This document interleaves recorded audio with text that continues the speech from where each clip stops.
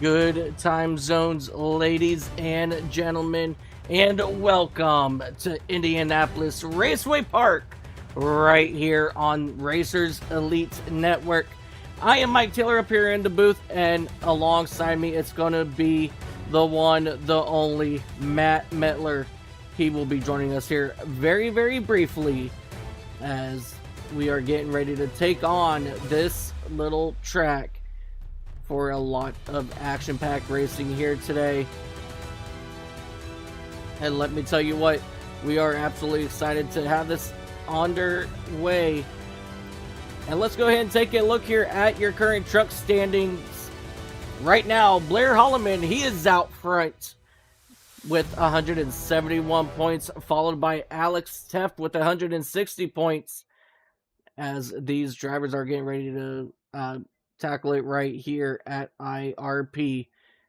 We are getting ready to transfer over into our race session, so we're going to go set up for our starting lineup for today's event.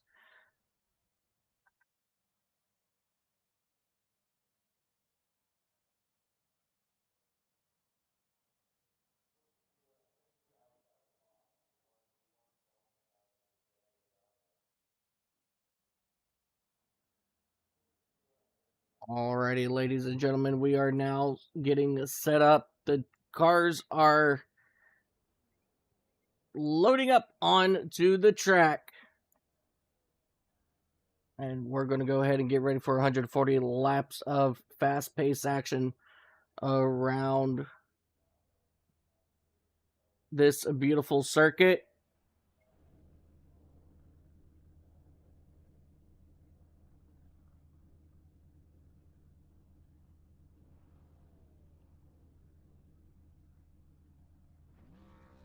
Alrighty, ladies and gentlemen, sorry about that. Here we go. Starting on the pole, driver of that number 98 machine, it's going to be Andrew Teft. To his outside, it's going to be the 94 of Christopher Pendle. Blair Holloman, he'll start on the inside of row number 2. To his outside, it's going to be the 55 of Truth Oak. Alex Gates. Give me one moment here. Here we go. Alex Gates, he'll be on the inside of row number 3 in that number 77 machine. He'll be joined by Jonathan Stidham in that Black Rifle Coffee number 22. Inside row number 4, the number 8 for the Family Traditions RV Rentals, it's going to be Curtis Ecker. To his outside, starting 8th, it's going to be the number 10 Racers Elite of Kirby Wainscott. Inside row number 5 in the number 99 machine, it's going to be Philip Archibald. To his outside, it's going to be the number 12 of Brandon Sanfilippo. Inside row number 6, the number 26 of Joshua Norton. To his outside, Aaron Roth in the number 57 Black Cat machine. Row number 7, you've got the number 50 of Terry Fennell. And to his outside, Alex Teft in that number 43. Inside row number 8, Frank Chavez in his number 23 machine. He'll be joined by the 707 of Chris Gotzel. Row number 9 in the 01 machine is going to be Sean Dunaway. And to his outside, Troy Thomas in the Thomas number 88. Our final row will be that number 6 machine of Brett Bray, as we are getting ready to go green flag racing right here at IRP. Pace truck is getting ready to pull off the track.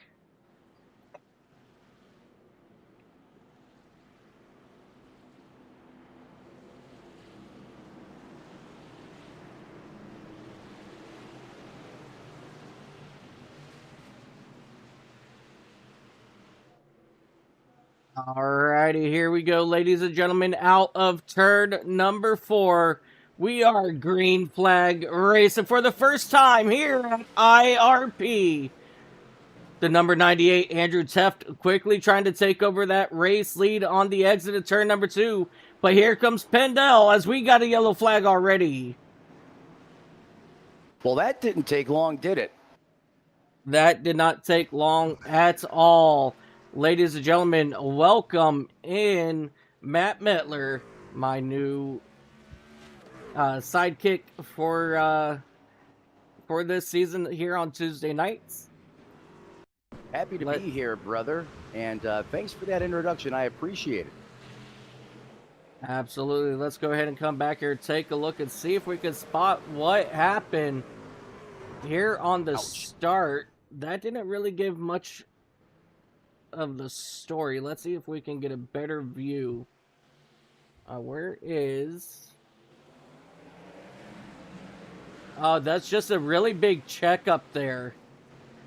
And that 26 got turned around, and then this Terry Fennell in that number 50 machine, he also got involved in this one here as well. So one more time, high up in the sky. Just look at that inside lane not go either. Actually, both lanes actually had a tough time get going here. Chris Scottsville getting involved right there just a little bit. It looked like both lanes there wanted to play slinky, and that's kind of a good way to put it, as when trucks don't go, all that energy and that massive checkup gets magnified as you go back through the field, and then something's got to give. And unfortunately, we saw that just after the initial green flag. Now the yellow flag is going to come back out here as it reigns supreme at IRP. I believe we are at this evening. Yes, we are. 4 laps in the books. However, none of them under yellow flag conditions, as we're going to have to reset the deck here. Andrew Teft, not surprised to see him out there with the lead. But how about Pendle in the 94? There's a name I haven't mentioned in a while, solidifying himself in that second place position. Holloman rounding out your top 3. I'm starting to learn who these guys, the ones to watch, are. And how about Truth Hope there in 4th? Stidham's going to round out your top 5 as we're currently still under yellow flag conditions. Yeah, we are now doubling up to go back green flag racing this next time by. And let me tell you what, we're in for an absolute treat here, as the drivers are going to allow that pace car to actually start to creep away here just a little bit. And it looks like Andrew Teft, he decides he's going to restart on that outside lane as they make their way here through 3 and 4, as they're quickly approaching that restart zone.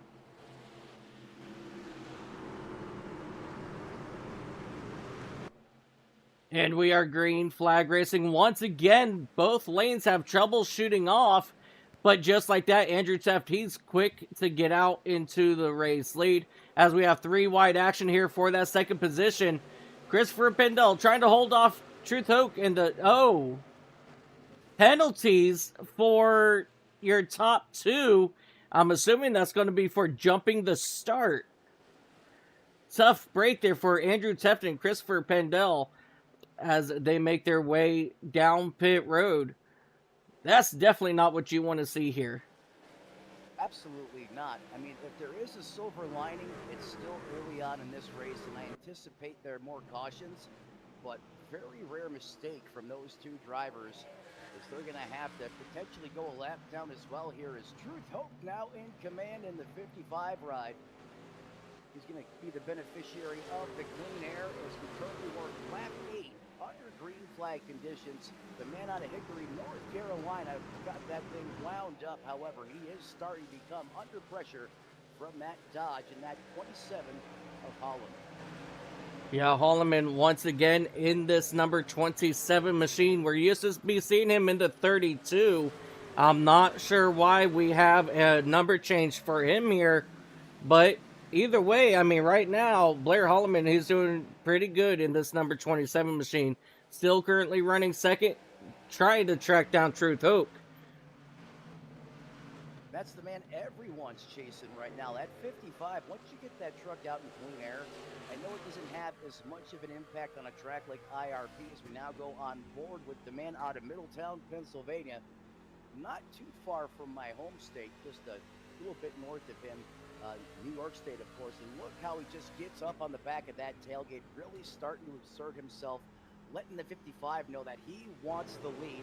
Going to try to turn it down to the bottom, just not able to carry the momentum to 55, utilizing a little bit of a higher exit. He can carry all that speed off the corner. But right now it's Chevrolet. Then you have the Ram there in the middle, new entry or making this return to NASCAR in that 27. And then Stidham, Gates, and Ecker round out your top 5 as they all run right now. Mike, I'm seeing a lot of veteran presence right now. Everyone's just kind of playing follow the leader. As you go through the field, you see a truck length and a half. That tells me everyone's just trying to ride right now. Yeah, definitely. That's exactly what I am seeing here as well. You know, as these drivers continue to make their way around this circuit. And, you know, right now, yeah, I mean, like you said, everybody right now, they are all single file for the moment.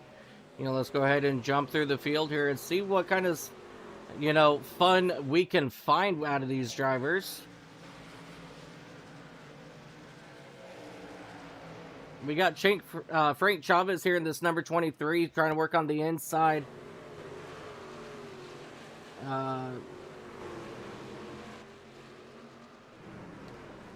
You cannot hear one of the commentators.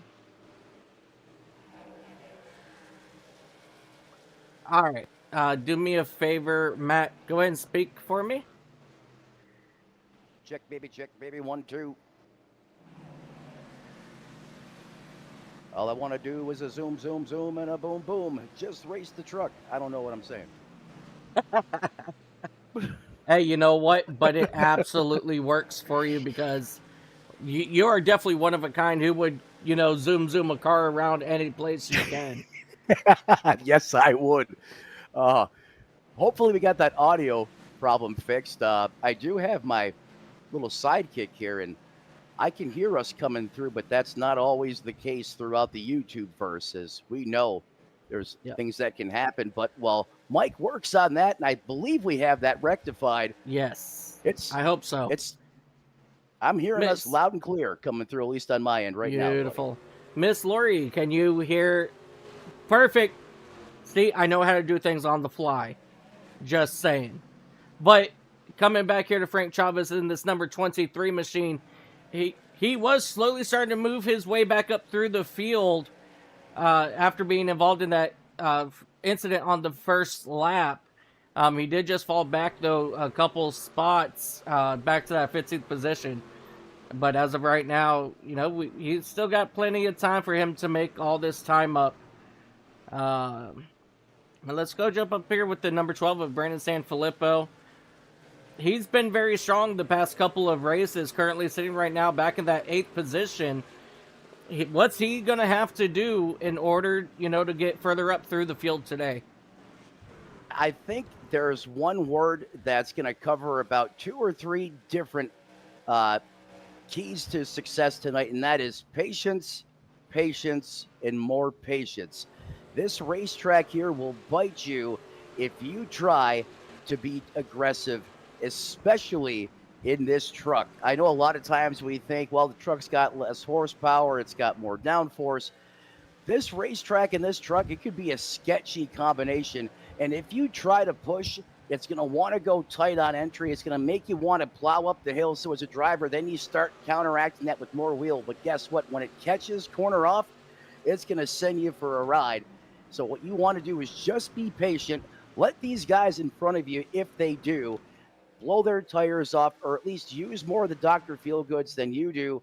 And then once you start to see that you clearly have a speed advantage, try to set up your passes for corner exit. Sending it on corner entry is just going to increase the chances of you sliding up into another truck and throwing out a yellow and potentially ending your day. Is the 22 all-out trench warfare right now. Judd out of Mineral, Virginia, trying to overtake that 27. You can see he's really turned it up here over the past couple laps. Yeah, okay, so Jonathan Stidham is in the 22 today. Normally he's in the 42. So he's gone up with another number change. And so far, it's working out very well with him as he's getting ready to pass possibly one of the best truck drivers here in Racers Elite, Blair Holloman. You know why they're changing their numbers? They thought we were comfortable. They want to keep us on our toes up here in the booth. And this is a great battle right here. The 22 feeling frisky on the inside. Now here comes the 77 on the outside. Two trucks side by side. That's going to allow another player to come in. And that has brought in the 77 to this battle as well. They're going to go 3 wide. Oh, my God. Do they make it work? They do. This is like watching the Thunderbirds at an air show in this tight racetrack. Nicely done by these drivers. And it's still not settled. And these stands are on their feet as they come by the start-finish line with the 27 holding strong as he's going to fend off that charge from those two competitors, but they're not done yet, Mike. Yeah, definitely not done yet is the absolute truth words on those, but as we see Stidham once again trying to attack on the inside, but he's still not able to get down there just yet. But, you know, that's not going to stop him from, you know, him keep on trying here to get the job done. Hey, you want some good short track action? Check out these three guys right here driving like it's 10 laps to go at this place. Well, at least we went back to 2 wide for the time being. That helps my blood pressure go down just a little bit. And now the 27 on the top, or excuse me, 22 on the top shelf of the racetrack. They're changing lines every corner. They keep cycling, trying to find a way to lock down a position. Now we're back to door by door, side by side, racing into the turns 3 and 4 complex. Gates going to try his hand on the bottom. The Dodge now shoots to the top shelf, and the 22 is just trying to find a place to potentially just wait and see what happens here. I don't like this up here, Mike. I ain't going to lie. This usually when bad things happen here at this racetrack. Let's see how this plays out as we come this time by. It'll be lap 30. Well, you may not like this action, but I sure the heck do, as we got an awesome battle here for the second position, as Truth Hoken, that number 55, has really come alive. The wall. Oh, no. Yeah, the 27 Holloman into the outside wall, and that allows Alex Gates in that 77 to take over that second spot. And now Jonathan Stidham had to get off the gas to avoid running up into Blair Holloman on the exit. And here comes the rest of the field now, all stacked up behind these two drivers. Hey, door bang once, twice off the corner, and there's a reason why I said I didn't like this, and that's because those Goodyears are taking a punishment. And as you mentioned, here comes the rest of the cavalry charging into the mix. Now here comes the 8. He's going to quickly turn down to the bottom of the racetrack, make an easy pass with those less used and abused Dr. Feelgoods. Now suddenly these drivers that were putting on a freak show here on the racetrack like it was 5 laps to go are suddenly under siege. As that 8 being very generous there with the 22 of Stidham. He could have put him in a bad spot there, elected to kind of check up a little bit and pass him more in a traditional manner. Here we go, side by side off the corner. They both slide up the racetrack a little bit. The 8 should have the tires and the power corner off. Check the box. Textbook pass there by Ecker as he now moves inside of the podium. All this going on, and guess what? Truth Hoke is making out like a kid. Yeah, he absolutely is. He's probably smiling. Go ahead.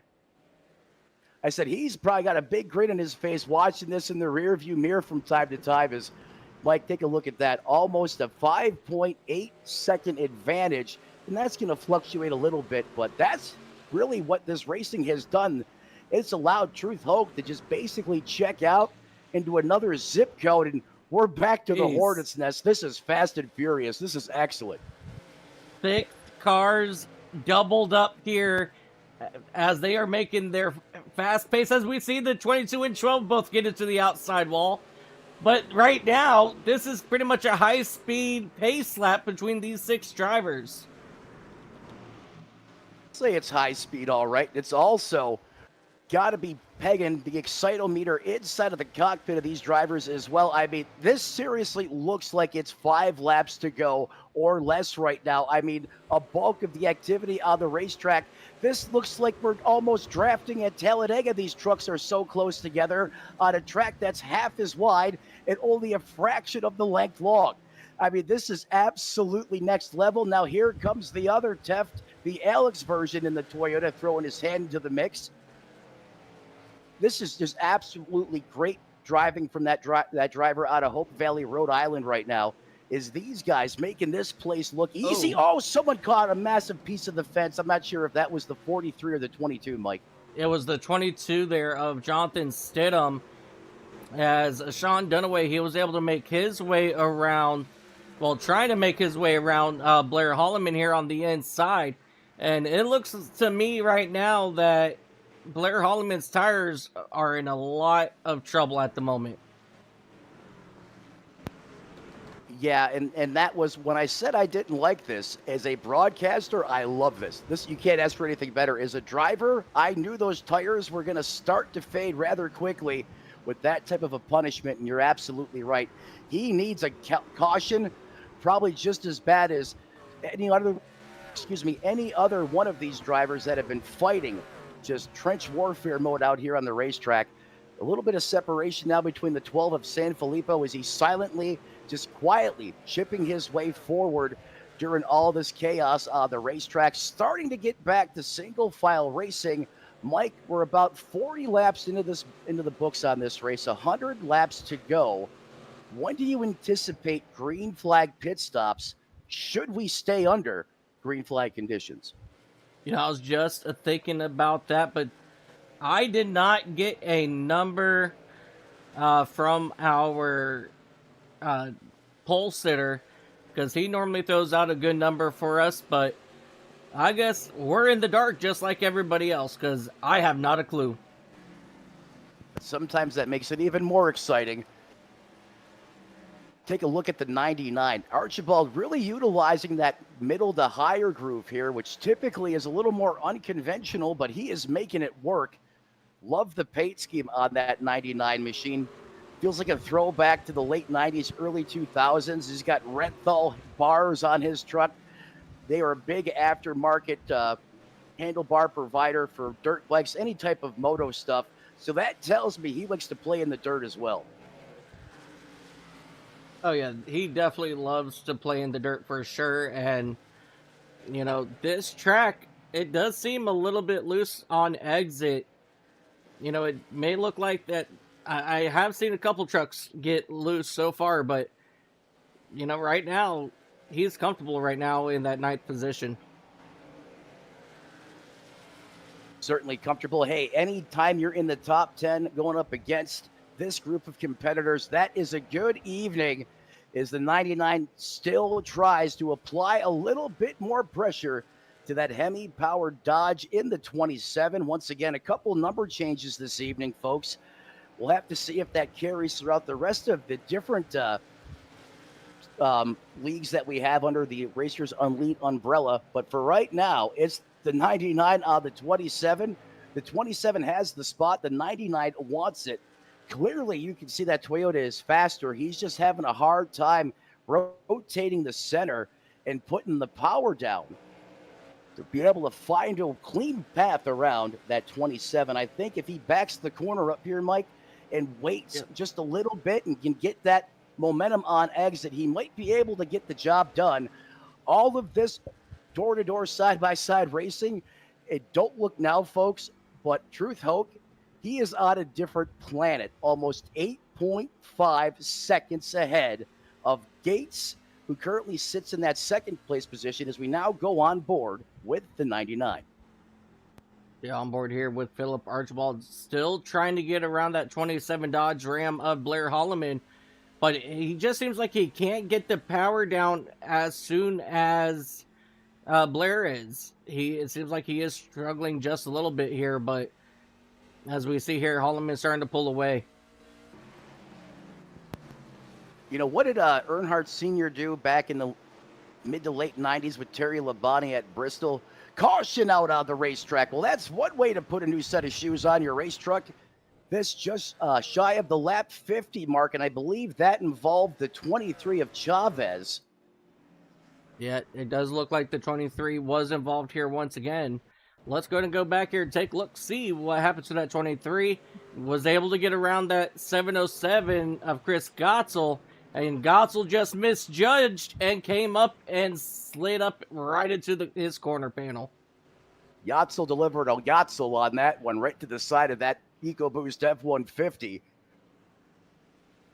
mean, you want to talk about setting that truck in there, Bon Jovi living out of prayer style. That was a heck of a gutsy move. Look at him slide up the racetrack, and that's going to open the door here for the 707. And unfortunately, he didn't make it all the way to 711 on that one. Accidentally caught a piece of his fellow competitor there on the racetrack, and that's going to be enough to throw a caution, but this probably couldn't have came at a better time for these drivers, Mike, as we've seen virtually everyone out there struggling and searching for grip. Yeah, absolutely. And it does look like Frank Chavez in that number 23. He's going to stay out and get that wave around, as you know, he did fall one lap down from that spin, so he's going to turn around and get his lap back here. And as you guys see here, Chris Gotzel in that 707 will go ahead and receive the EOL for the cause of caution here. And early on, I mean, we're only working lap 50 here. You know, Brett Bray getting that lucky dog from Family Traditions RV Rentals. You know, it's fascinating. These guys were only 30 laps in. Like you said, they were driving like it was 5 laps to go. And, I mean, we're just now about 90 laps to go when we go back green flag racing, I believe. Maybe 97. It's been awesome. I'm ready for this.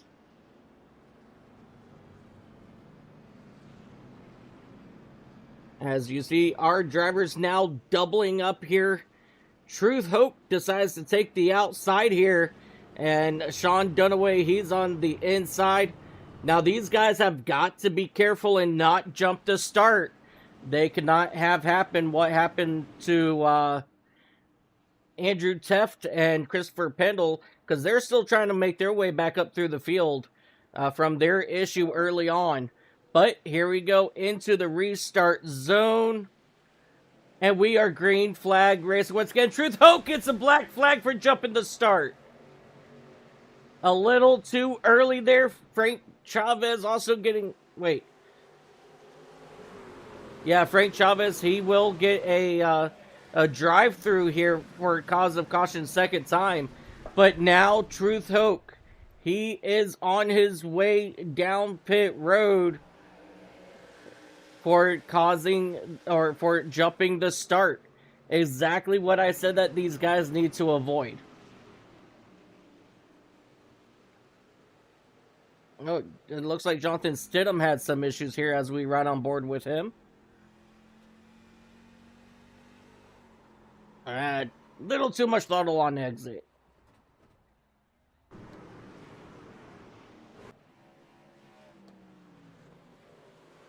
As we have a battle up here for your race lead. Sean Dunaway out front here at IRP. And right behind him is that number 77 machine of Alex Gates. He is trying to see what he can do about getting in front of Dunaway. But Dunaway, he has struggled so far this season. And he is on an absolute tear.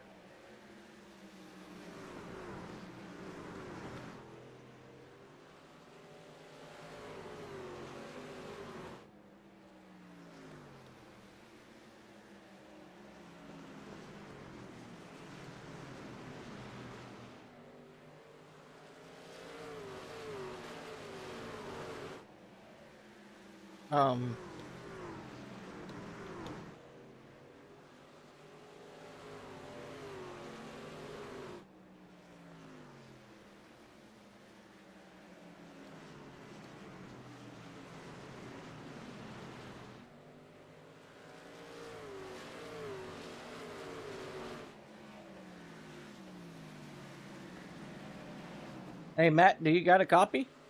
Now I hear you loud and clear, my friend. I lost everything. I lost you, the feed. I And have no clue what happened. I'm sitting here talking and you're not jumping in. I'm like, where's Matt? And then you message me and I'm like, wait, I'm not in. Yeah. Uh, I got booted from the booth for some odd reason. So I do apologize about that, ladies and gentlemen. What are we doing? just waiting for the stream to load back up here on my end, Mike. But yeah, in Hang on. fact,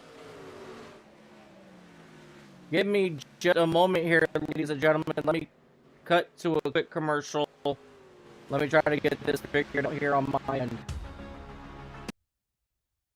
Racing isn't easy, but experiencing it is. iRacing puts you in the driver's seat with the industry's leading sim racing game. Drive on laser scan replicas of the greatest racing circuits from around the world.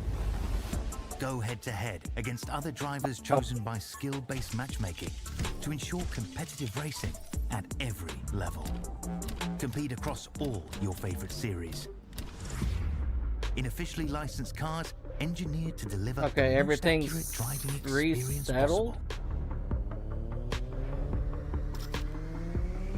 Alright, do you got this stream? Join a race or host your Alright, own we're with going players back from in across the globe. 15 Race seconds. against the computer or in a league with friends. I don't know what Feel happened. the thrill behind the wheel. Visit iRacing.com. Alright, here we go.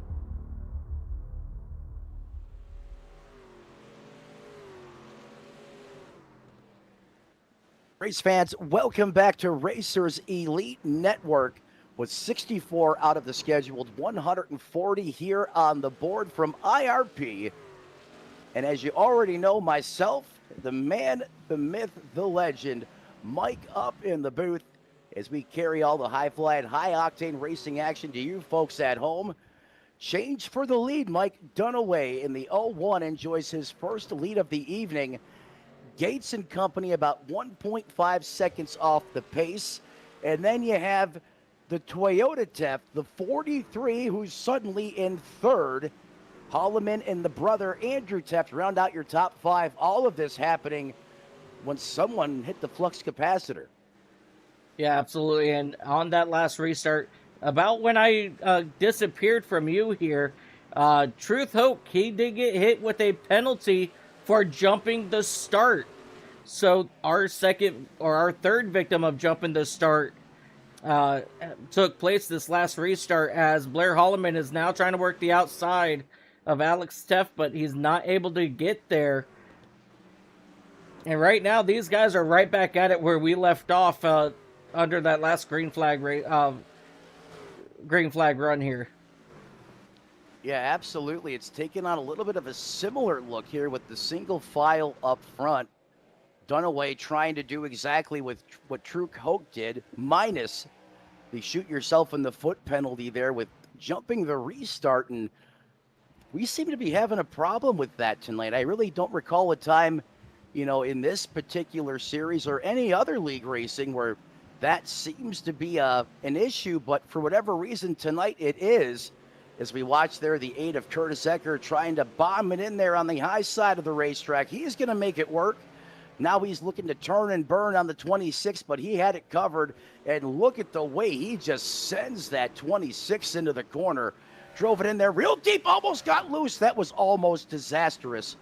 I got to catch my breath. Oh, my God.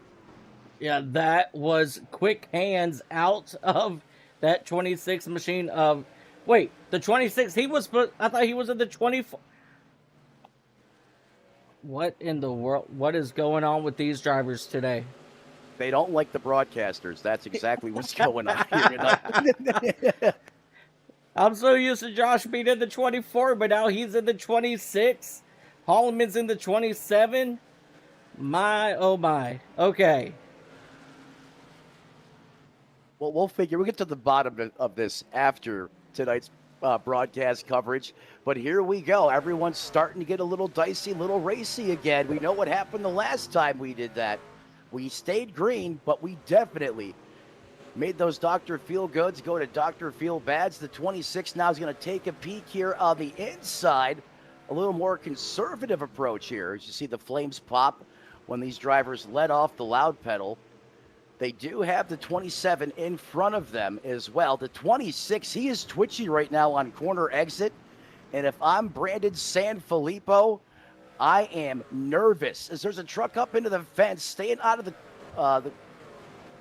the way at least for right now. I'm not quite sure who that is, but there was definitely, I believe that was number 6 of Brett Bay that was basically riding the wall there, trying to make sure he didn't impact anyone else's race there, but he seems to have it recovered now.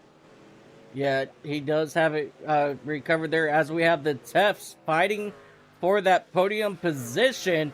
And right now, Andrew Teft, he has the position as he makes his way around Alex here, down here into turns 1 and 2.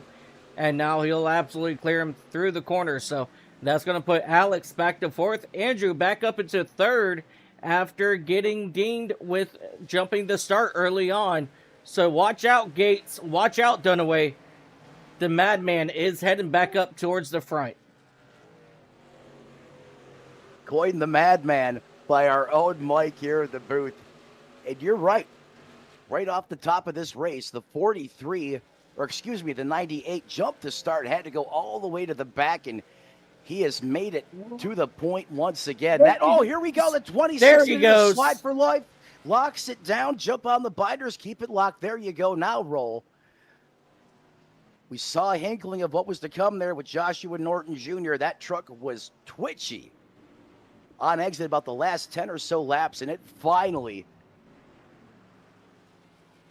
just broke loose on him on exit there. He was on a collision course with the inside retaining wall, did a masterful job of getting it righted and not coming up back into traffic. However, that is going to throw a yellow flag, and that 5-second plus lead that Dunaway had has now been dissolved as we go on board now with Dorothy. What is Dorothy? I don't know. Are you seeing that? No. What am I saying? His name placard. Yeah, what is... I'm like, why did I say Dorothy? Because my eyes just... So I'm not sure what's going on tonight. Everyone's got different numbers. Now we're throwing up code names inside this driver file here in SDK. Is everyone on pit road. Mike, I wonder if we'll see any tire strategy here, or do you think it's going to be 4 tires and fuel for everybody? As of right now, I think it's going to be 4 tires and fuel.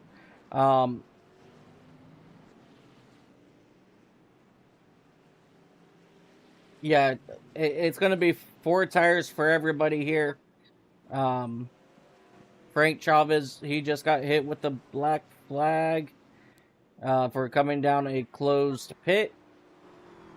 That's what I'm assuming.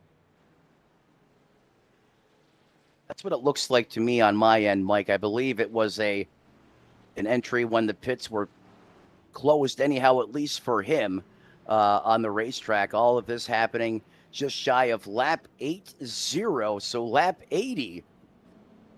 And one thing I do know, the Black Flag Police are in full swing here tonight. Dunaway has to make sure he doesn't jump this restart. Apparently, coming back to the green flag here is a little tricky. Not that I have a lot of seat time on this racetrack, but nonetheless, it's going to be Dunaway Gates share the row 1. Then you got the heavy hitters, the Teft brothers, the 98 of Andrew, the 43 of Alex. That's going to be good for 3rd and 4th. Holloman's going to round out your top 5. Then you're going to have Sanfilippo, Pendle, Ecker, Archibald, and Wayne Scott, the Colonel, rounding out your top 10 as those lights are out on the pace truck. Yeah, this is going to be absolutely incredible on this restart. Matt, take us away. Coming through the turns 3 and 4, complex lights are out. The pace truck is out of the way. There he goes. Here we go. 2 by 2, side by side. Green flag back in the air, and those glorious V8s come roaring back to life here at IRP as we thunder down in the turns 1 and 2. Complex to 77 controls the bottom.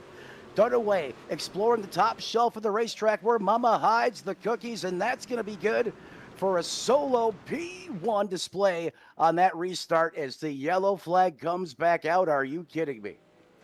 No, that's is going to be for Brett Bray and that number 6 machine as he lost it out of turn number 2. Let's ride on board here and see what happened.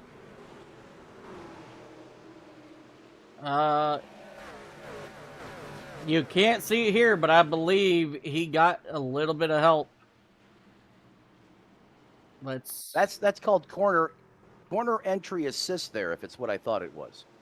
Yeah, as they come out, let's see here. No, he just got loose, and yeah, he got loose. He was going around, and the 26 Joshua Norton had absolutely nowhere to go. Yeah, he just gave it too much happy sauce coming off the corner there, and those rear tires broke loose on him, and really easy to do here, especially just coming out of the pits when you don't have a lot of heat built in those Goodyears, Mike.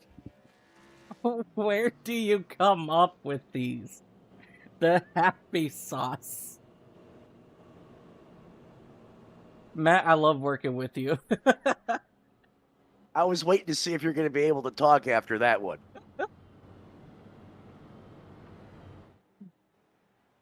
Happy That's sauce. my broadcast. That's great. Well, we were calling it hot sauce last week. You got to change it up every now and then. And sometimes, every now and then, you come up with a good one. It doesn't happen every time. Some of them are horrible. I wish I never even said it. But Aaron Roth in that 51 machine or 57 machine getting the lucky dog here. And this time, Sean Dunaway and Alex Gates, they did not get on the go-go pedal until the right time, so they did not get a black flag last time. Okay, that was cheesy, I know. It wasn't cheesy. Believe me, I've had some doozies over the years, trust me. So for every good one I come up with, I've had my fair share of bad ones too. So I think what you're looking for there is something I say from time to time, the go-go juice, perhaps. Well, you say go-go juice, I'm saying go-go pedals, okay? Go-go pedals, got it. And then the stop-stop pedal. Are you a fan of Inspector Gadget by chance? Yes. Go-go Gadget pedal. See? Okay. See, I see where you're going with that. This is why we're in the booth together, Mike, because we're on the same wavelength. I got you. Pace truck is in. Ladies and gentlemen, we're going back green flag racing right here at IRP. Alex Gates, Sean Dunaway, they will bring the field back to the green flag. And we are green flag racing here once again. And Sean Dunaway and Alex Gates both were perfect on this restart once again as they make their way out of turn number 2. But Sean Dunaway, he's pulling away, but the 77, he's got his hands full of that number 12 machine as that 12 of Brandon Sanfilippo trying to make his way around the outside. He's going to get him clear, and now here comes Blair Holloman making a run on the outside. Holloman, the 27 in the fence. Sorry to cut you off there, Mike. Take it. Yet the 27 up into the wall, but that did not slow his momentum very long as he is still working the outside as we have another caution out. Just as it's getting good in the neighborhood up front, that yellow flag has to... I'm assuming Troy Thomas?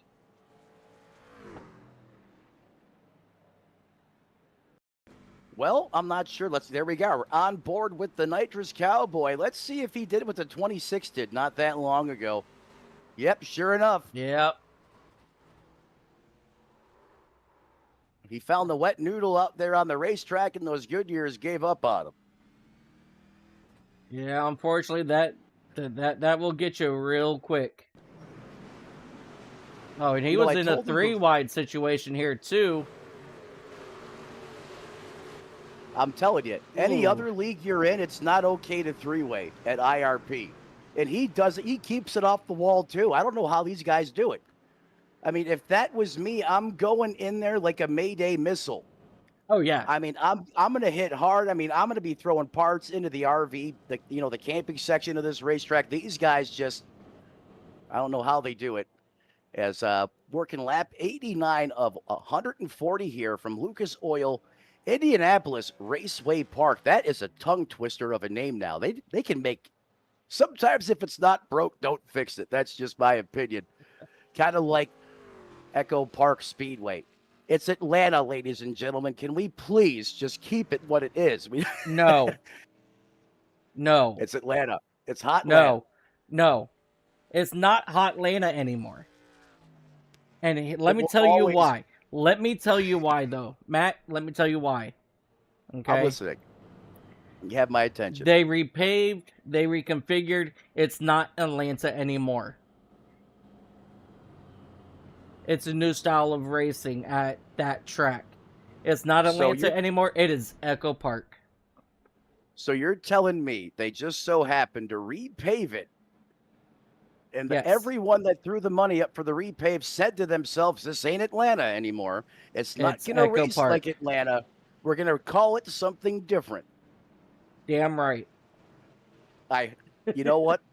If you're saying that, I really hope, and I don't believe it, but I want to believe you're right on that one. No, Echo Park got the rights to the track, just like Charlotte Motor Speedway was Lowe's Motor Speedway for a very long time. Yes. They bought the rights to the name of the track, but that's just what they did with Echo Park. But to me, it's Echo Park, not Atlanta, because Atlanta was that awesome, bumpy, fast track, spread out racing. You really had to conserve your tires.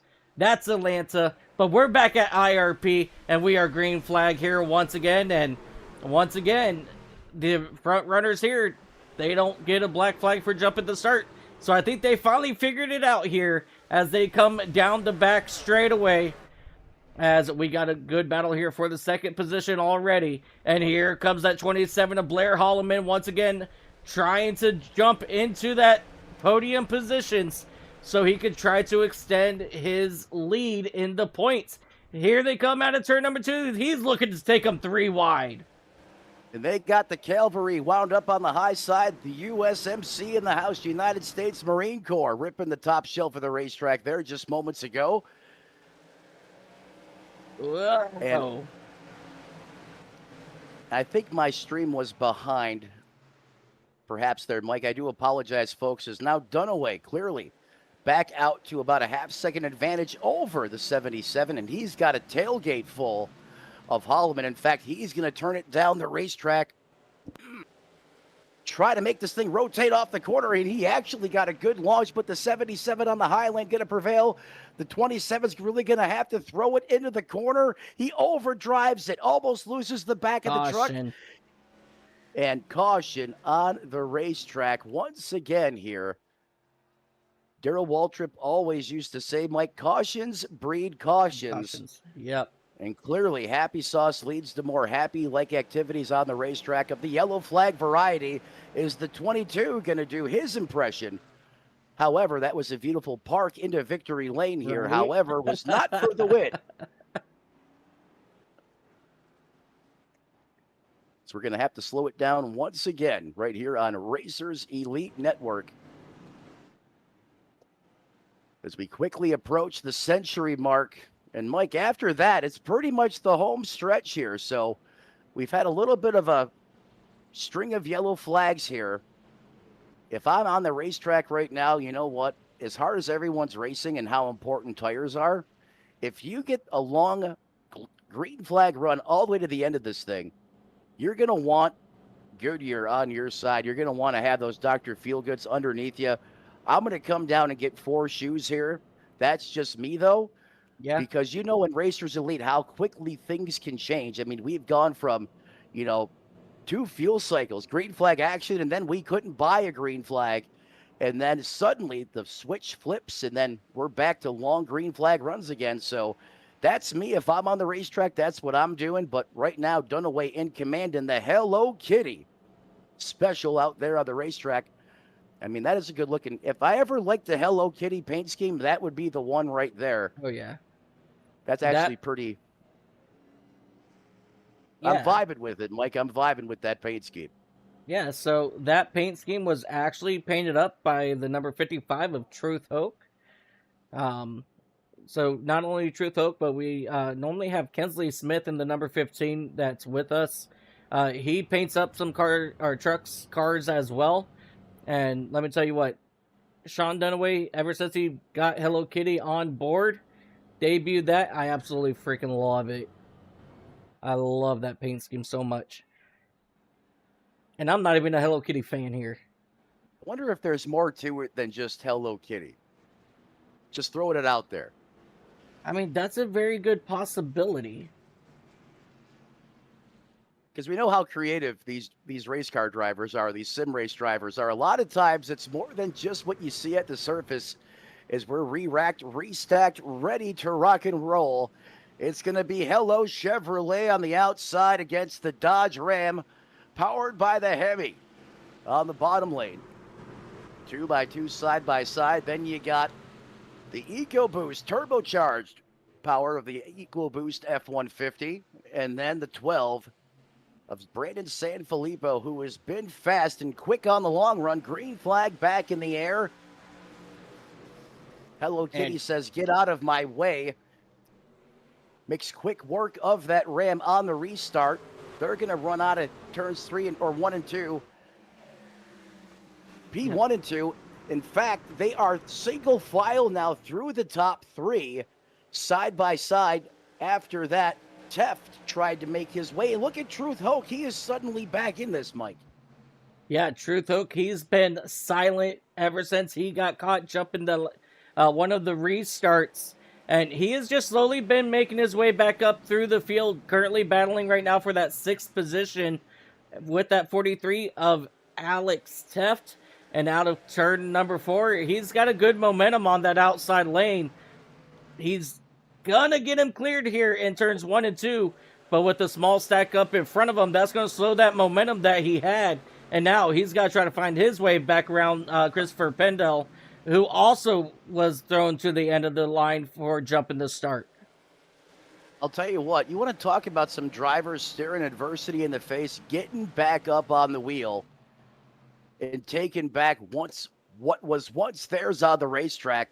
I can show you 3 or 4 drivers right now inside of the top 10 that did just that. Here comes the 26 again, back on the bottom. Perhaps he had a bad match set of tires that last time as these 2 Chevrolets do the dance on corner exit once again. I'm just not sure why the 26 continues to run down there, having the types of problems that he's been having on corner exit. Typically, you'd want to counter that by going up the racetrack, but we're under green flag conditions, and I promise you he has more laps on this racetrack than I do. Is Curtis Eckert just in front of him as he occupies the 8th place position. Teft, the Alex version. Ooh, contact there. I believe the 8 did catch a piece of the fence, took it on a speed date there. Yeah. And they're still side by side down the backstretch. Yeah, definitely Eckert getting up into the outside wall there out of turn 2, but that's going to allow Norton to get a good run out of 4, but he's going to, no, still side by side here. I thought he was going to get him cleared. I thought he was too, but as the longer we go into the night in this race, it seems like the outside lane is just getting faster and faster as we go here. Now you see the Colonel, Wayne Scott, up there exploring the space, trying to see if that high lane will work for him. And in fact, he just looked like Kyle Larson at Chicagoland. He was so close to the fence. Wayne Scott is on a ripper right now as he's side by side with the Nitrous Cowboy. Troy Thomas, Chevrolet on Toyota action here. And this is for that 12th and 13th place position just outside of the top 10. Yeah, really great racing going on right now in this back part of the field. You know, and again, this one thing, I say this every single race.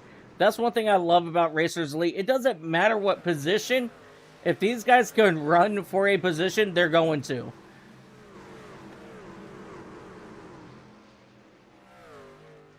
Oops. That was an ugly view. I'm sorry, guys. I'm not sure what view you were talking about, but it looked perfectly fine here on my end, brother. In fact, we got a great shot right now of Wayne Scott, and That Black Rifle sponsored Chevrolet doing business. You seen that plume of smoke fly up in the air? That means someone made contact there with that safer barrier. Wade Scott actually hits the fence that time. It helped him turn on corner exit. Yeah, but How come I can never catch a break like that? Well, he did lose a spot here to Philip Archibald, and now it's opening up the door for that 707 of Chris Scottsel behind him, along with that 57 machine. So right now, Kirby Wainscott, he's struggling to get back up through the field as we got 30 laps to go. Yeah, perhaps his strategy just not working his way. He thought the race was going to trend in one direction, and we went the other. But we know that 10 truck has a lot more performance and a lot more driver inside of it than what we're currently seeing right now out of him as we send it back up the field, and we circle the 88 of Troy Thomas, who has currently cracked the top 10. Whoa, big time moment there for the 88 as he got a little loose. And he gets it right, and now he... Go ahead. So he gets it right, and now he's going to try to go to work here on the 77 of Gates. And Mike, remember, Gates not long ago was contending for the lead.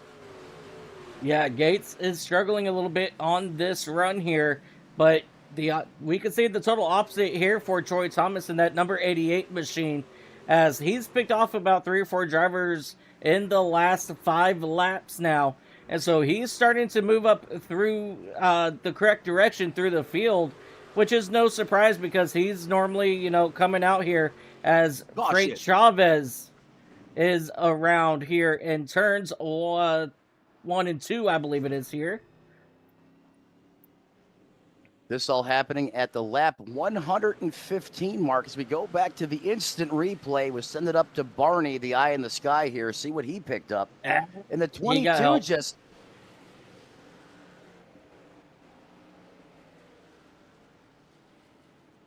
I'm not sure if he was starting to have a connection problem or if he got... That just looks strange, that whole sequence of against and again. That was only one look at it, Mike.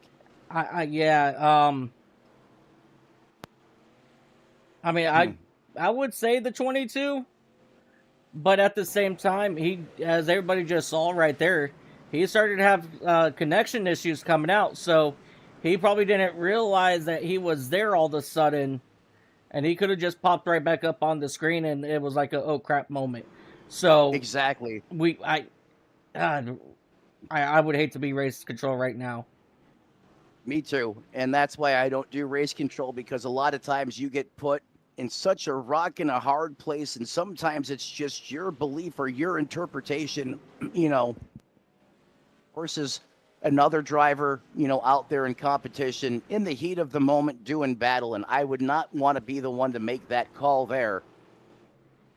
And I know Chantel does a phenomenal job, and she's going to look at it multiple times before she does make that judgment on the racetrack, and we'll have to wait and see what RC decides the verdict on this one. It is an EOL for the 22. 10-4, and that's what we'll go with. So race control felt that truck was already on a collision course before that connection interrupt happened. They're going to get sent back into the back of this thing late in this race, just shy of 20 laps to go. Teft, he's had his moments on the racetrack. He's gotten to his battles with the Black Flag Police, got sent to the back, and he has drove through the chaos and put that Ford back at the point alongside of that Hello Kitty Chevrolet, who's been also lightning quick here, especially the back half of this race, Mike. Lights go out. There's Captain Spin 'em All there inside on row number 3. Hopefully he can keep that thing stuck to the pavement. He's going to have a great restart here. My buddy Norton out there on the racetrack in that Chevrolet. Hope he knows I'm just messing with him, but he's going to have the 77 outside of him. And Gates, take us back to Green Flag Racing, brother. Yes, sir. Andrew Teft, Sean Dunaway. Andrew Teft on old tires, Sean Dunaway on new ones. Into the restart zone, and we are Green Flag Racing here once again. Andrew Teft gets a really good jump here as we see Jonathan Stidham going to get a black flag there for causing the second caution. And just like that, here comes Sean Dunaway on those 4 fresh Goodyears. He's trying to make a run on the inside, not able to get down there. Right now, 21 laps to go here at the line. Andrew Teft holding strong on those older tires, which is actually very surprising as they make their way here in through turns 1 and 2. And now they're going to go 3 wide behind them for that third spot. 3 wide behind him, quickly cycles back to 2 wide. Here comes San Filippo throwing his hat back in the ring. This all going with 20 laps to go, this time by at the line. Teft having to block just about every lane here. There's a big-time bottleneck and sheet metal to sheet metal contact as we keep it righted. The 77 almost blistered the back of the 98. Evasive maneuvers, and we're still somehow green flag is on him. Truth Hoke was literally riding with the 26 all the way through the corner, and we're still green flag. This is ludicrous, Mike. Absolutely, and now all the gloves are off at this point amongst all these drivers. We were 3 wide, we went 4 wide, and now these guys are duking it out still here as we see Andrew Teft starting to fall back through the field as he's now back in that 5th position. But right now, it's Sean Dunaway and Blair Holloman back out front, and caution is out once again. Man, talk about a roller coaster of emotion. The second half of this race. There's the 22 already on pit road. We're going to have to see how that shakes out. I don't know if it was. That could be a make or break moment there out of the 22 camp. Okay, so no, it wasn't him. Well, the fact that he was on pit road already, and then he had the caution come out. Ah, found it. Chris Gotzel was a part of this issue. He was on the outside there of the 88. Oh, that might have been netcode. How did he get that truck pointed in the right direction? I mean, anytime you have someone come across your nose like this, beautiful. I am speechless right now. That was beautiful. Beautiful save. This one, see, I would chalk this one up as 100% racing incident. Yep. But for sure. I mean, that's my call, which really we're not the deciding factor here, but that's would be my philosophy, my thought process there too, as well as the 27 in the grass going Baja mode to cool his tires. He's cheesing. That's an old trick. Supposedly iRacing has patched that up a long time ago. Yeah, a long time ago. Maybe he's trying to see if it's a thing again. Sometimes iRacing has this way of old, I'm going to call it wild cards or, golden nuggets reinventing themselves again. But this was a thing from a couple of years ago. You could drive through the grass. Obviously, the grass is colder than the pavement, and that would help cool your tire temps down, equals more grip. And we watch him continuing to drive through the grass here. Wonder if race control is paying attention to this or if he's going to get a warning to not do that. Very interesting. Interesting stuff happening on the racetrack right now. Yeah, definitely going to be very interesting to see how this is going to get all played out. But as of right now, they're going to double up here, and we're going to get going again with 13 laps to go when they come back to the line. Sean Dunaway, Blair Holloman, these guys are ready to rock and roll. Was trying to get some grass on the tires and loosen that 27 up. We're going to find out here as we're ready to get back to the business side of things here at Indianapolis Raceway Park. Pace truck pulls off 2 by 2, side by side. Let's get this Category 5, a Hurricane, a rockin' one more time, short track style, green flag back in the air.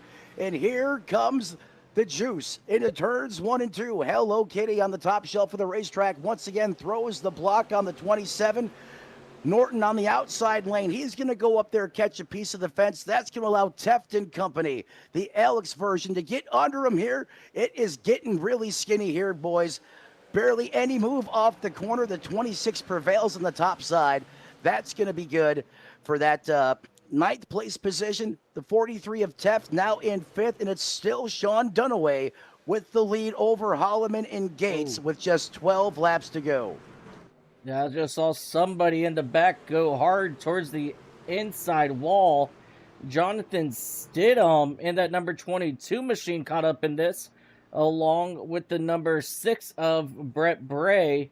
And it was Frank Chavez as well in that number 23 machine involved. Tell you what, this racetrack has not been nice to Chavez this evening.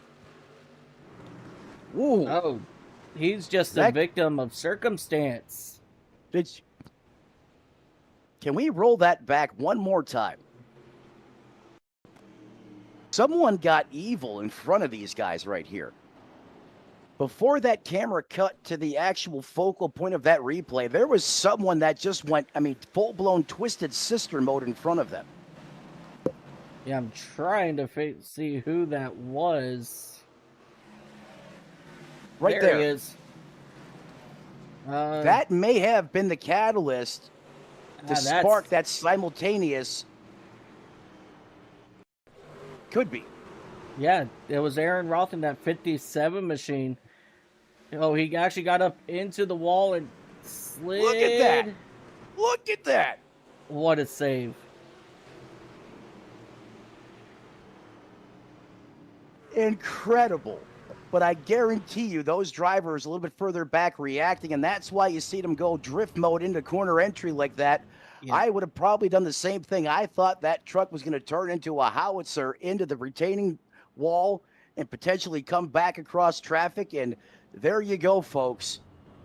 Black Cat Magic Mayhem all at the same time with a manic save there late in this race. That's going to throw the yellow flag. And yet another restart. How many does Dunaway have to conquer to get a win here tonight as the 27 goes back to John Deere mode? Yeah, I'm not sure how I feel about that. There's not a rule in Racers Elite that says you can't drive through the grass. You do got a point. If he wants to mow the lawn or help the, help out the grounds team, that's his decision. But clearly, he thinks inside of the cockpit of the 27 that is going to give him some kind of an advantage. And again, that, Mike, as you know, that's a thing of the old. The Coke Series guys were kind of the first ones to do that years ago. I wonder if it's a thing again. We're going to have to find out. But I know one thing. If he wins this race, it will put more focus on it. That's for sure. Oh, yeah, for sure. As we go back into the restart zone, and we are green flag racing once again. Dunaway was almost fully able to clear him, but Blair Holloman, he full sent it into turn one, and he is not going to let that race lead get away from him once again as they bounce off each other, heading down into turn number 3. And now out of turn number 4, Blair Holloman, he's going to execute almost perfectly, but not able to get clear of Dunaway. But here comes Alex Gates in that number 77, along with Joshua Norton in the 26. Norton on the outside has come alive this last 10 or 15 laps or so, and he is suddenly in the picture as we got another yellow flag. Are you kidding me? Chris Gotzel in that number 707 machine around here, heading into turn number 3. We're going to go back, take a look, see what happened. There he is on the outside of Wayne Scott. He just came up right in front. Yeah. He thought he was clear, and the Colonel had it set to extra crispy. And definitely tough break there for that 707 of Chris Gotzel. But he's going to go ahead and come on down back into the pits. You know, one thing I noticed tonight, these trucks really aren't sustaining a lot of damage for some of these collisions and incidences they've had out here on the racetrack. They don't have the damage turned off, do they? No, I don't think they do. All right, I wasn't sure if that was a thing across all series, but say there was a plate race that had all the damage turned off, and I didn't know if that was just a oopsie or if that was actually a thing now, as I've been out of the race car, at least here on the Racers Elite side of things, since we had a little bit of a break. I believe this might be the first race back. I'm sure you would know more about that, Mike. Yeah, I'm not exactly sure, but I'm going to go ahead and look it up right now. But I do believe damage is on. Okay. Yep, it is on. I see a little bit of damage now. Go ahead. Yep, it is confirmed. Copy that. I was just curious. I thought it was. But it definitely seems like some of these guys here have just, almost gotten away with, oh, someone's got a big case of the blinkies there as the Marine Corps truck went ghost mode. He is back on the racetrack, though. That's one of the things you don't want to see, especially up near the front late in the race. When you have a driver with the case of Christmas mode, because you have no idea where he is on the racetrack, and sometimes they will end up right in your lap, and it spells disaster. The 27 and the 1 going to change places now. The 27 on the outside, remember, him with the help of John Deere and company, was able to make the bottom work, courtesy of the grass here, I think. Now they're going to flip-flop Hello Kitty, who's going to try the litter box here on the bottom side of the racetrack. Yeah, it's definitely going to be very interesting to see how this flop will work. We've seen it not work for Sean Dunaway that last time, but we're going to try it again here with just 3 laps to go, and the green flag is out once again, and Blair Holloman, what a jump. Oh my God. Looked like he had nitrous and 4-wheel drive on that 27. He was shot out of a cannon. Clear advantage right now to the 27 is the 01 and the 26. Ooh. Full-blown World War II mode right here on the racetrack. It's trench warfare with the white flag in the air. One more time around this place for the John Deere Bandit at the point, Blair Holloman. Clearly utilizing every resource on and off the racetrack to his advantage tonight. He's going to send it through the turns 3 and 4, complex for the final time. Norton's going to try to send it, but it ain't going to be enough as the Ram Man is going to bag one here at IRP. Controversy, maybe even more controversy. Uh-oh. Emotions maybe boiling over here at the back as the Budweiser man, Truth Hoke, is pointing the wrong way. Buddy, you can't park there. Teft, the Alex version, is going to come home with the 3rd place finish. It got dicey here in the back. I'm not sure if that... Oh, that's what happened. He got taken to Pepperidge Farm. Oh, then Truth just lost it and caught the back end of the 94 with the back end of his car. And then the 57 finishes him off. Absolutely. But, ladies and gentlemen, your race winner out of Middletown, Pennsylvania, the number 27 of Blair Holloman. What could I say is what a race, what a race.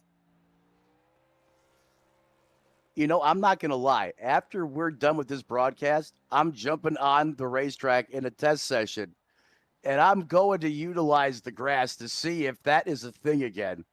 Because if it is, this man is a wizard, having a good understanding of what you can and can't do here in Racers Elite. And I can't think of anywhere it says you cannot utilize the grass, or you cannot go through the grass, you cannot cut through the grass, or turn it into a lane. With that being said, I mean, he went beast mode at the right time. He's going to get a very coveted win here at a OG racetrack under the night sky of Lucas Oil Indianapolis Raceway Park over Josh Norton. What a drive for him. I mean, he was in the back of the field, not even 25 laps ago, and here he is in second. And Alex Teft, where did he come from? Once again, good for a top 3. Some more of our race facts here. This track clocks in just over a half a mile at 0.67 miles. Your hard charger, Hello Kitty, Sean Dunaway, almost won this thing, up 13 positions. Total of 141 laps. That's good for 94.92 miles. Sean Dunaway, most laps led, 74. That is, man, I would be gutted right now if I didn't win this race, and I'm sure he is. Fastest laps belongs to that 27 Zoo Yost Racing, Blair Holloman. 10 yellow flag sequences for 41 laps, and your pole position went to, no surprise, the front row of sim racing, Andrew Teft out of Coop Racing. Overall finishing order, you can see there, folks, as well. As I believe, Mike, we get to talk to a couple of these hot shots from tonight. Yeah, absolutely. And we're going to go ahead and start off with your third place driver of Alex Teft. Let's go ahead and get Mr. Teft up here. Hey, Alex, it's Mike and Matt up in the booth. You got a copy? Yeah, I got you. Man, Alex, what a final run there for you in that number 43 Racers Elite machine. What did it take on that final restart to get around Sean Dunaway there for that third place? Just got a good jump and was actually able to get a good restart on the top there for once. All those cautions were killing me because I was really good in the long run, and we only got one long run. So it was just, it was frustrating, but just really tried my best to keep myself in it. And starting off these restarts on the inside, in like the second or third row, you were pretty much guaranteed to lose a spot every time. And then I feel like every time someone got past me, the caution would immediately come out, so I just kept getting shuffled further and further back. But yeah, like I said, finally just got a good jump there on that last one and was able to make the outside work and just pinned them down on the bottom so they couldn't get the drive off, and was able to come away with the P3. Yeah, definitely a really good run. Who was your favorite person out there that you battled with tonight? Good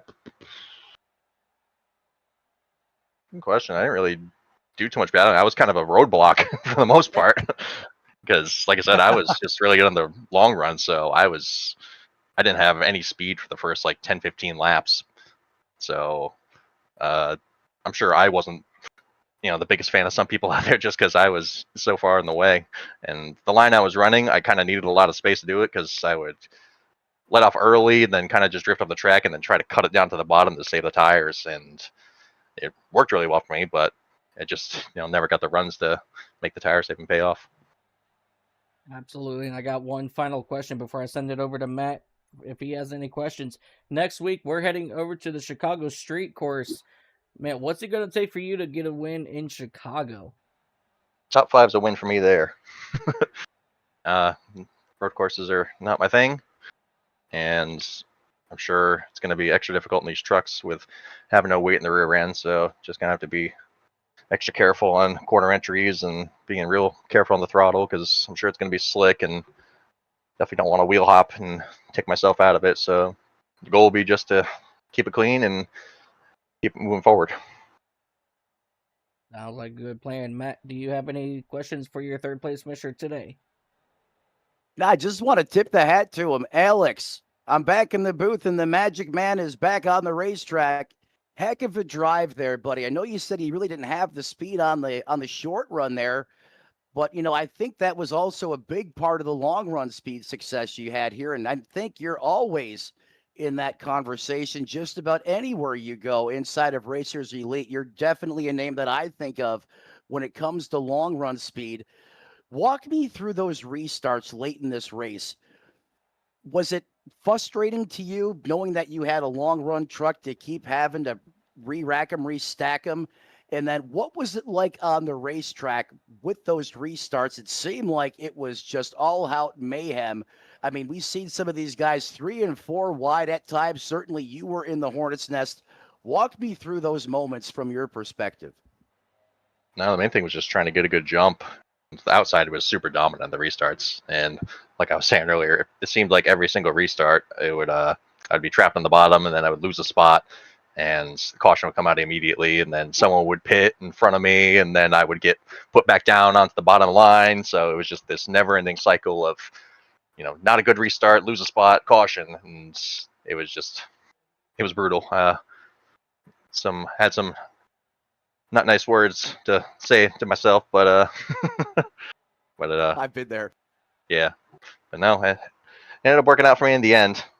But definitely take the P3. Absolutely great drive out of the Toyota camp, and that is the voice of Alex Teft. He comes home with a third place finish after having to go through all of the stress and turmoil of those late rate restarts. He finds a way to get those spots back, plus a little bit more, and bags another podium here this evening on Racers Elite Network. And to send it back up topside to you, Mike. Absolutely. And Alex, before we let you go, is there anybody that you'd like to give a shout out to? Yeah, want to thank you guys in the Racers Elite Network booth for putting on the broadcast. Thank League itself, Racers Elite. And thank the friends and the viewers that watch all the time, my parents and my wife. Beautiful. Well, Alex, we'll see you next week in Chicago. Congratulations on your third place finish here tonight. Sounds good. Thank you. Ladies and gentlemen, driver that number 43 machine, Alex Teft.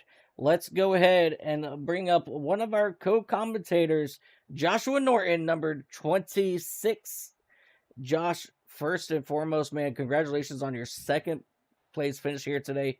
What a run for you, and why are you not in the 24 anymore? So, 24 is what I snagged when I came. When I showed up here to Racers Elite, 26 was taken. 26 was my number when I raced dirt midgets. I raced quarter midgets as a kid growing up, and there's a lot of history behind it. I actually have a lot of podium finishes with the 26, and how rightfully so to debut the 26 and put it in the podium. First time in a series race here, so it feels good. Crazy race. You worked your way up through the field, I think, twice. And what did it take you? And what did it take for you to get all the way back up here? It probably took a little bit of tempers from some fellow drivers. By the way, anyone watching, if I muscled you out of the way in any way or raced you a little harder than you like, I'm sorry. I had to do it. It's really, really difficult to get a pass going at IRP. So best line is to actually pass on the top, and I was doing most of mine from below, but I kind of really had to force whoever was above me, like as close to the wall as I could get them. I had to get as much of a run as I could from underneath because everyone was kind of running that middle top line. So kind of just had to make do with the space that I had, and it paid off. Yeah, I mean, you just answered all my questions all in one spill there. So, I mean, I really don't have any other questions, man. Really great run for you in that number 26. And Matt, what you got for our runner-up? Heck of a drive there, Josh. I mean, it seemed like, getting into the second half of the race, every time we threw a caution flag, you were losing it off the bottom because you were throwing it in there so hard. And there was actually some beautiful saves you had there, too. I got to tip the hat to you on that as well. What changed? Was it the track or a combination of the way you were attacking the corner and the racetrack? It just seemed like you got it figured out at the right time. And when you did, I mean, you shot to the front of this thing like you were out of a cannon. It just seemed like the truck picked up a tremendous amount of grip and or speed through the center of the corner. What changed for you there? What did you do, or what combination was able to make you just that dominant corner off like that?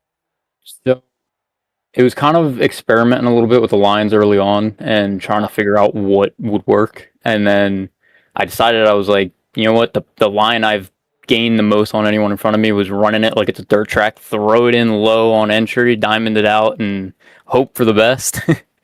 So I started doing that, and the last pit stop I took, 2 tires on the right side, gave me like the perfect mix of rotation and grip to just kind of finish off the race. And a couple more laps, I think I definitely would have given Blair a good run for his money. I don't know that I would have gotten around him. He's a good driver, but I was definitely getting some momentum going there on that Green-White-Checkered. No, you certainly figured out the formula. And I mean, you want to talk about an honest interview. I mean, he was absolutely Hail Marying that truck into the corner. I have no idea how he was making it stick. That was some insane driving, my friend. Heck of a job, man. Before we cut you loose, who do you want to thank who helps you get it done on the 26th? The floor is yours. Big shout out to all the LJG guys. Joe bringing me into the team early on. I learned a lot from all of them. Cody, Patrick, John, Tony, Aaron. They all helped me kind of shape into the driver that I am now. And then my cousin, he tunes in just about every broadcast. A couple of the buddies, some of the other family members. They all watch. They support. They like everybody that's helped me along the way. You guys, being up here in the booth instead of on the track. I know I have fun up here, but I also have fun on the track. And Andrew for putting together a good league. A lot of people to thank. There he is, ladies and gentlemen, utilizing brute force and Hail Marys on the racetrack and making it work at the right time. He's good for a second place finish, and I believe also the fastest truck on the racetrack when the checkered flag flew. That is the voice of Josh Norton. Comes home P2. Sending it back topside to you, Mike. Absolutely, Josh. We're going to be swapping spots tomorrow night. I'm going to get down on the racetrack. You're going to come up here. But, man, again, congratulations on your runner-up, and we'll see you next week when we head to Chicago. Yes, sir, and I'll be in the Gen 4 on Thursday. Yes, sir. Alrighty, ladies and gentlemen, that's going to be your runner-up driver, the number 26, Josh Norton. And let's go ahead and bring up the number 27 of Blair Holloman. Blair, first and foremost, man, what a run for you. Congratulations on your race win here. And why are you no longer in the 32?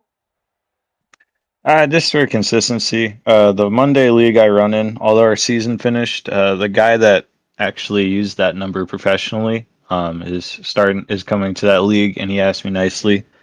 So I let him have it, and I looked to see what number is free in both leagues that I run in, and that was about the closest number I could get to 32 that was free in both leagues. So I was like, you know what? Let's take 27 and let's see what we can do. Because I remember it mostly was an RCR font, and it looks good with most of the other ones. So I kind of can do a few more paint scheme variations because I can, if I wanted to, I could use the JGR font, or tonight I used the KBM font, or I could use even like the old what's his name? The old Dodge Teams font. So it allows me a little bit more variation with the stuff that I do. Yeah, Ray Irvingham, absolutely. So let's go ahead and jump to this race tonight, man. What an incredible run for you. Working your way up through the field. What was that like? And man, what did it take for you to get around Sean there?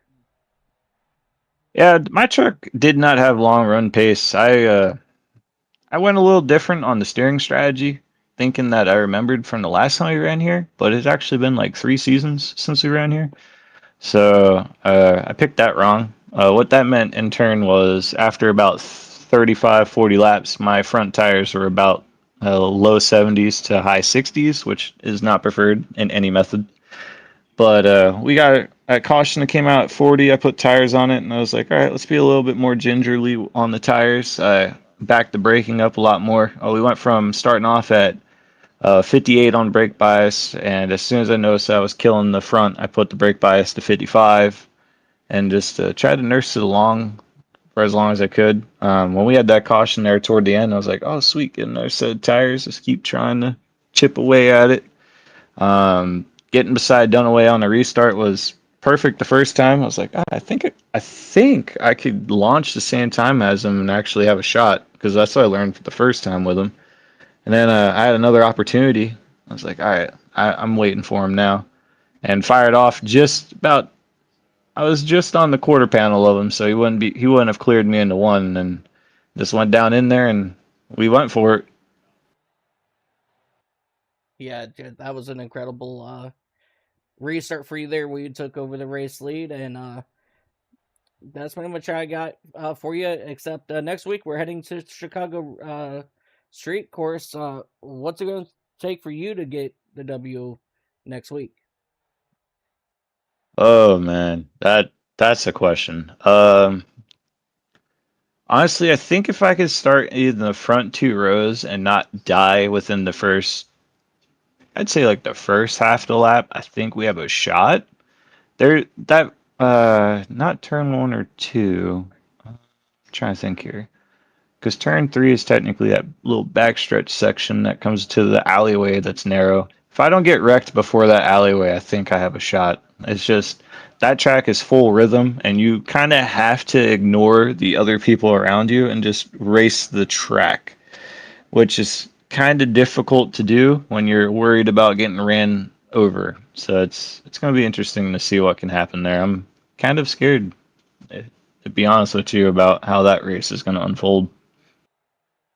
Yeah, we'll definitely find that out. Matt, do you have anything for our race winner?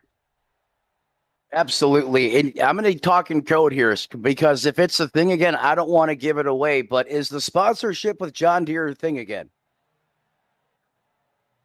No. Copy that. 10-4. Well, I'll tell you what, man. That Dodge really seemed to come to life, especially as that track temp, came down as well. I asked another driver this, and I'm going to ask you the same thing. Those late race restarts, I mean, you had a juggernaut battle on the racetrack. I mean, one time you'd be on the outside lane, the 01 on the inside, you would flip-flop back and forth. At every restart, it was like a game of chess with you guys. What was the difference maker on that final restart? Because it looked like you reached up, grabbed four-wheel drive before you put that thing to the floorboard, and you launched out of a cannon. How did you get that restart when it mattered the most? I coming off of four there, I tried to square off that corner as best as I could. I wanted that truck to be pointed straight when we got to that restart zone. When we got to that restart zone, as soon as the front end of my truck got in there, we were going. We were gone. I'm not saying I do any special tricks. The guys know, and I'm leading the way. If I have a restart, I'm going early. So they kind of know it. But here, I wanted to take a little bit of time to try to wrap that corner a little bit more so the truck isn't turning at all when we get in that zone. I wanted to make sure that thing was squared off and ready to go. So as soon as we got to that zone, I knew the truck was planted. I let it rip.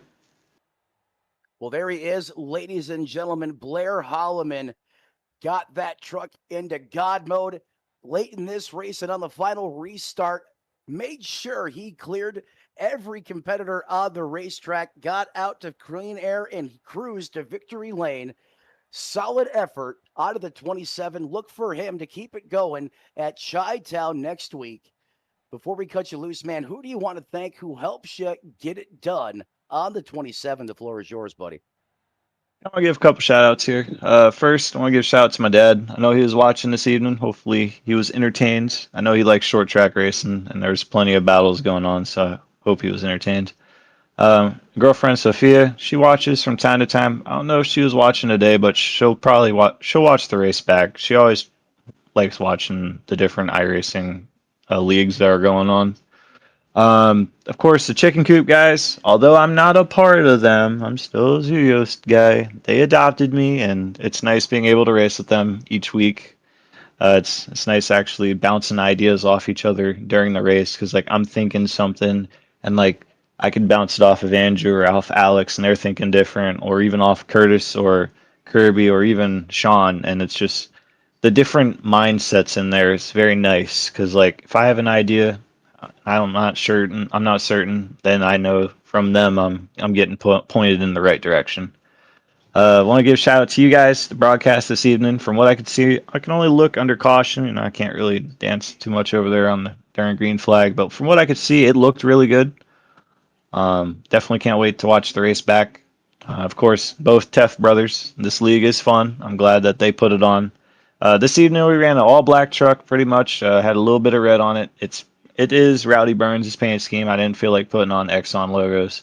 I had a little bit of fun this morning in the Discord, and a couple people don't like having fun. So I decided, you know what? If we're not going to have fun, I'll just run an all-black truck, and first person that runs me over will find out how it goes. Thankfully, nobody ran me over. So, Chicago, you guys are going to see something funny. I'm gonna break out a U-Haul truck for I love it. old time sakes. We'll break out the Silverado and we'll see what we can do. But yeah, I have no idea what to expect next week besides chaos. Well, chaos and Hall in the mail to victory lane. At least that's what you have circled for next week on your calendar. And once again, ladies and gentlemen, Blair Hall was blazing fast in this one. He's your victor, sending it back up to Mike. Yeah, once again, Blair Holloman, congratulations on your race win, buddy, and we'll see you next week in Chicago. Thank you, guys. I'll catch you. Ladies and gentlemen, your race winner, that new number 27, Blair Holloman. Matt, what a race. What craziness we saw here today. And it's all just going to get even more crazy next week when we head over to the streets of Chicago, and we're going to have some nice, tight, close-knit racing over there. Other than that, Matt, that is all I've got. You know, I just want to say, always remember, ladies and gentlemen, no matter what you do in life, have fun doing it. If it's not fun, you go make it fun. And Matt, final words. Obviously, this race tonight was everything we thought it would be and then some. And you know what? Perhaps some power-ups and assists from some other powers in iRacing's past had influenced the end of this race. Without question, Blair was blazing fast when he needed to be. I may have to talk to the HMFIC, Andrew Teft. I hear you're racing at Chi-Town next week, and I may have to slide into a cup car because if there was one road race I want to do, and it's not even a road race, street race, it's Chi-Town. I absolutely love that layout. It is like iRacing hardcore Call of Duty mode enabled. I absolutely love it and cannot do this without all the help of all the sponsors, partners, and the men and women that make Racers Elite what it is. And as the late, great Tony Trapasso used to say, as you walk down the road of life this week, do us all a favor, don't play in traffic. And we'll see you next time right here on Racers Elite Network. Good night, everybody.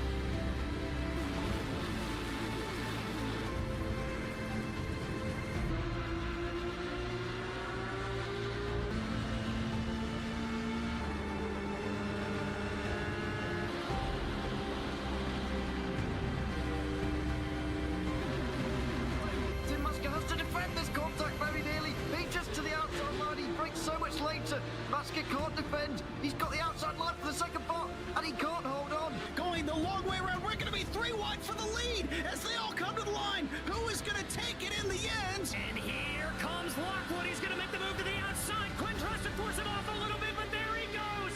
It's going to be side by side through turn 1. Will he be able to cover him off? He does. Weaving back to the left-hand side. Reynolds is trying everything. The kitchen sink is being thrown at it. They're leaning on each other. Coming into turn number 3. It's going to be a drag race through 3 and 4. Coming back to the line. Here comes Trish on the bottom. Richard's going to hold the inside. Tries to be the late breaker here. They're going to be side by side through the final chicane. They bang doors, but keep it clean. As they're still 4 wide on the run down into the back straightaway. Demerit's looking for a line as well. What is going on in Michigan? Novak into the fence. They're still beating and banging. Oh and to the line. He is much faster coming through there. Is there damage on Challenger? Abramitis is ahead. It's going to be a race to the line. Who is going to get it?